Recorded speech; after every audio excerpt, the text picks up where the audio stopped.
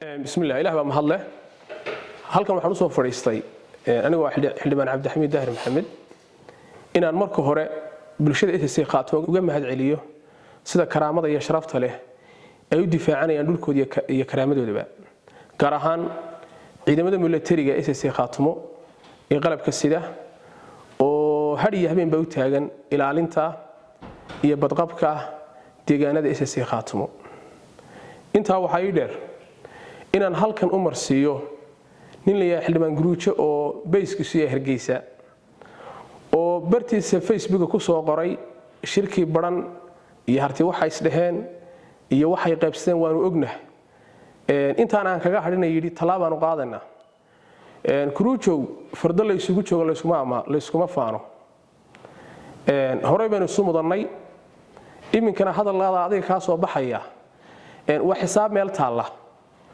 hartiga ku shiray baran difaaca ku heshiiyay inay deegaanadooda ilaashadaan cid adiga wax ka weydiinaysa ma jirto waxa xaqiiqo ah Soomaalidu waxa ku mahmaahdaa amaana ku guraagtay yadaabaad moodaa 20kii casho ee degmada Ceerigaabo aad gacanta ku hayseen waad ismahadiseen laakiin waxa ballan ah inaad bilo iyo sanado badan ka maqnaan doontaan dadweynaha harteed meel ay joogaanba iyo guud ahaan maamulka SSC qaatimo waa maamul ku dhisan nabad kala dambeyn iyo sharaf iyo karaamo laakiin hadii uu waayo nabadda gudheedana waxa uu baxo waa la yaqaana dadweynaha ku noolaa Ceerigaabo degmada Ceerigaabo in badan baan dhowrnay nabad ku noolaadaan